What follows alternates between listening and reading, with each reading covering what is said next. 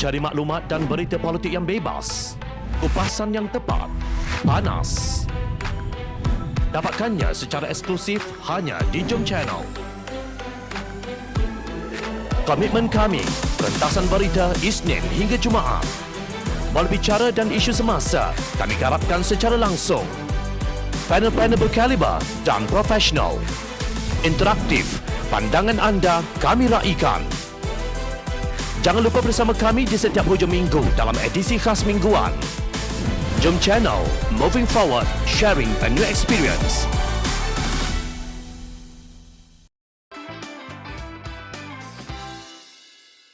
Titah Yang di-Pertuan Agong jangan sesekali diderhakai.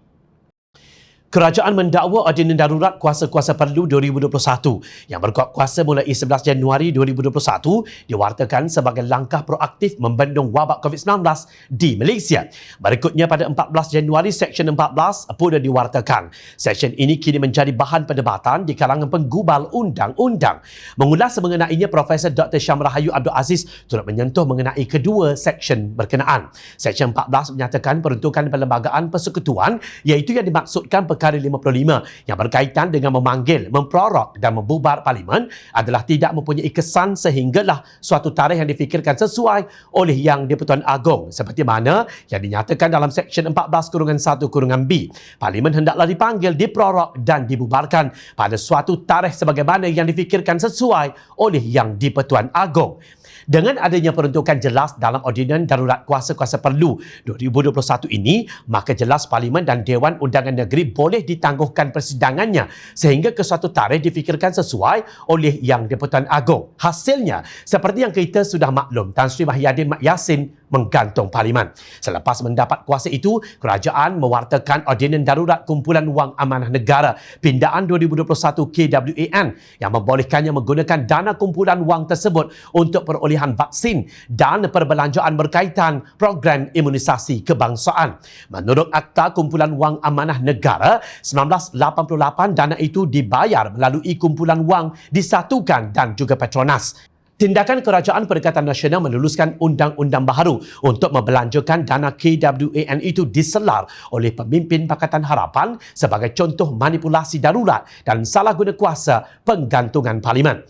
Ahli Jawatan Kuasa Amanah Nasional Faiz Fazil menyifatkan tindakan itu mengancam masa depan negara dan mengkhianati generasi akan datang kerana dana KWAN sepatutnya menjadi sokongan fiskal masa depan apabila sumber asli seperti petroleum telah pupus. Malangnya, bilangan kes jangkitan COVID-19 dan kematian semakin meningkat. Ekonomi negara semakin parah. Justru pada 16 Jun 2021, Yang di-Pertuan Agong mengeluarkan satu perintah bahawa Parlimen perlu bersidang secepat mungkin. Jerat Seksyen 14 untuk terus menggantung Parlimen dan proklamasi darurat kini membelit gerombolan tebuk atap ini. Perkara 40-1 Perlembagaan Persekutuan yang menyatakan Yang di-Pertuan Agong bertindak atas nasihat Perdana Menteri adalah tidak terpakai sewaktu tempoh darurat berkuat kuasa berdasarkan Seksyen 14-1-B Ordinan Darurat Kuasa-Kuasa Perlu 2021 itu. Peruntukan yang menyebut Parlimen hendaklah dipanggil, diprorok dan dibubarkan pada suatu tarikh sebagaimana yang difikirkan sesuai oleh Yang di-Pertuan Agong menyatakan dengan jelas bahawa baginda berhak secara mutlak mengarahkan sidang Parlimen dibuka tanpa perlu terikat dengan nasihat Perdana Menteri. Dalam hal ini, Perdana Menteri dan kerajaan semasa adalah tertakluk sepenuhnya kepada titah baginda yang mengarahkan sidang Parlimen diadakan secepat mungkin. Jawatan Kuasa Perundangan Pakatan Harapan menegaskan keengganan Mahyadin dan kabinetnya untuk memanggil sidang Parlimen dalam keadaan segera seperti dititahkan Yang di-Pertuan Agong dan Majlis Raja-Raja Melayu merupakan salah satu penyalahgunaan kuasa.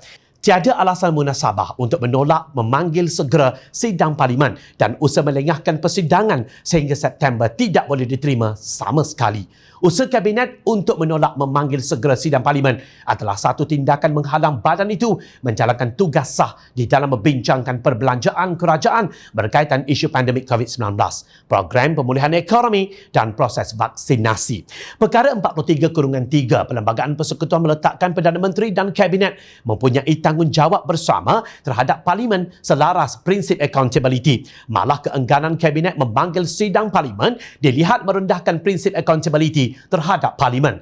Jelas jawatan kuasa tersebut menerusi kenyataan mereka. Jawatan kuasa itu dianggotai oleh Wakil Keadilan William Leong, R. Sivarasa dan Fazlina Siddiq, Wakil Amanah Hanifah Maidin, Faiz Fazil dan Dr. Zulkarnain serta Wakil DAP Ram Kapal Singh. Kata Naib Presiden Amanah Datuk Ustaz Hasanuddin Muhammad Yunus, bukan hanya Parlimen harus dibuka, tetapi sebuah pentadbiran eksekutif yang lebih berintegriti, efektif dan efisien harus dibentuk sebelum pembukaan sidang Parlimen itu.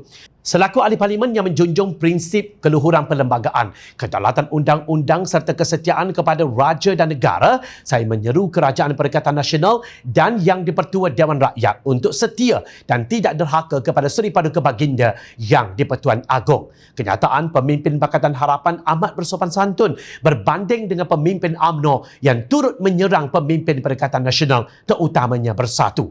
Apakah puak PPBM ini tidak reti bahasa?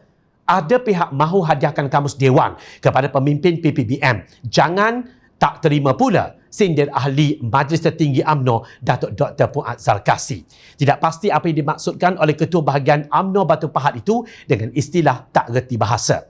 Tetapi biasanya ia bukan bermaksud tidak faham bahasa yang digunakan. Apapun, kita tunggu alasan Kerajaan Perikatan Nasional seterusnya. Ingat, rakyat sentiasa memerhati.